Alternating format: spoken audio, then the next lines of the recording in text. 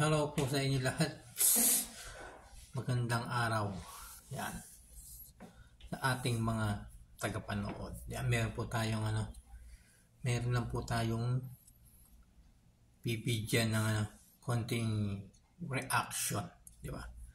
Reaction yung kay, siguro kilala nyo na to. Walang iba kundi si Pambansang Kolokoy, di ba?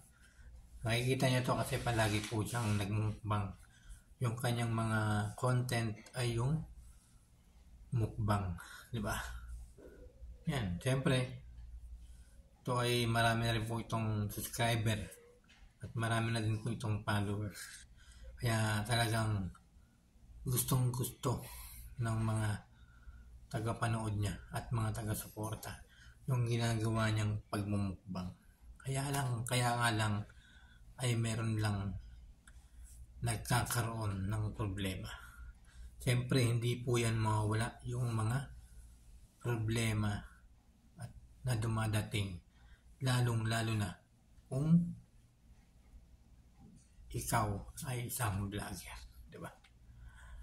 Sinasabi nga nila na babaero daw si Pambansang Kolokoy, di ba? Pero hindi naman po mawawala yan sa isang vlogger, lalong-lalo na maraming nanonood ng mga supporter sa kanya, tulad ng siyempre mga babae at kahit sino-sino pang tao na nanonood sa kanya, di ba? Kaya kanina nung pinanood ko yung kanyang video na Buwelta, yan, di ba? Meron ng pamagat na Buwelta. Doon ay gusto niya talagang ilabas yung kanyang mga gustong sabihin sa lahat ng mga tagapanood. So palagi ko mga kaibigan ay nakikita ko kay Pambansang Kolokoy ay mabait naman po siya. Mabait at palangiti, di ba? Talagang yan po kasi ay isa po yung idol ko sa pagmumukbang, di ba? Sa pagmumukbang. Kaya nakakalungkot lang sa mga nangyayari. Excuse me. Nakakalungkot kasi maraming bumabanat sa kanya. Hindi yung banat na suntok, di ba?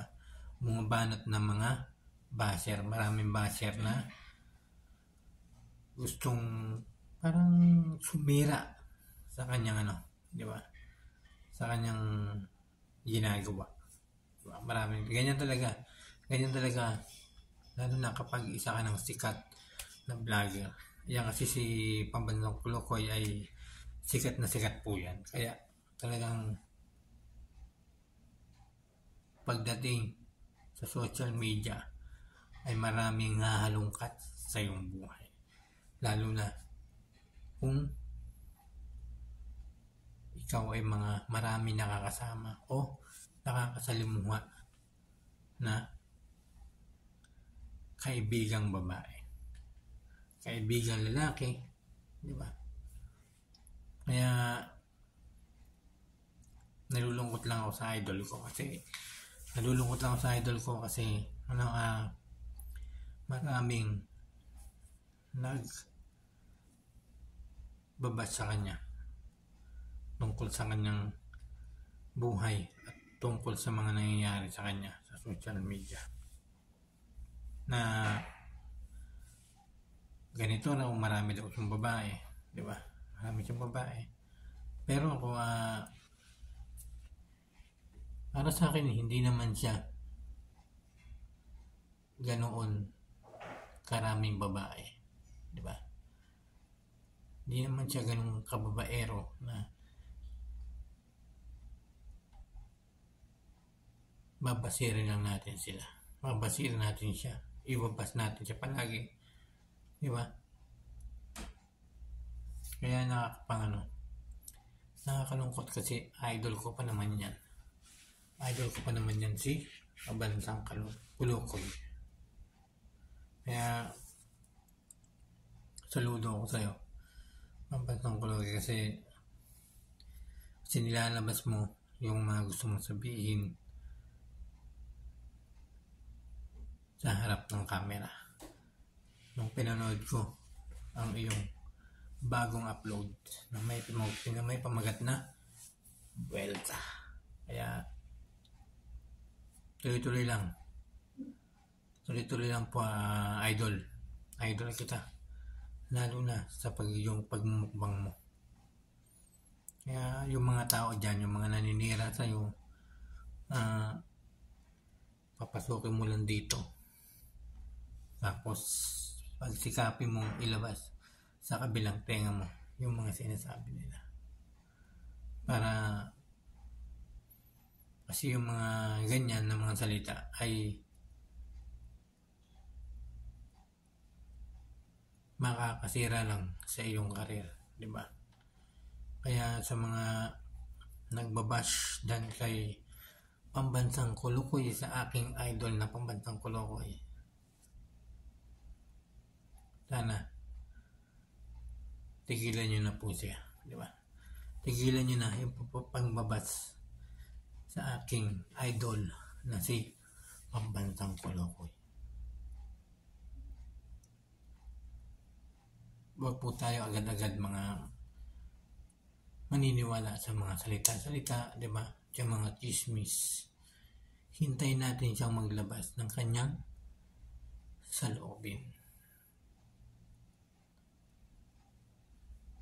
Natural lang yan sa isang vlogger na magkaroon po kayo ng mga kaibigang babae, di ba?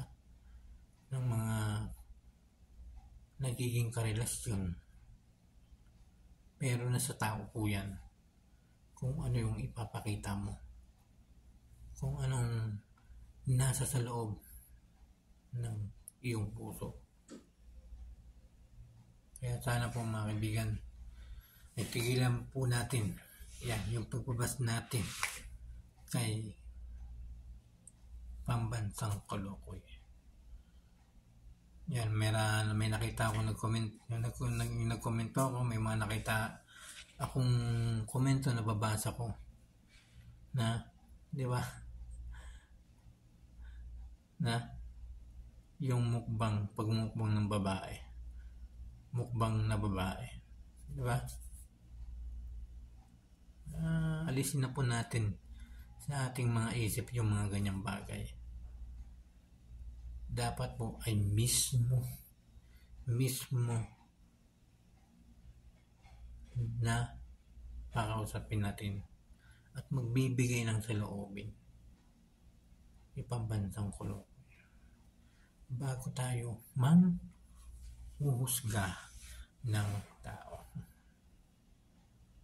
Na kahit ganyan si Pambansang Kulukoy ay mabait naman at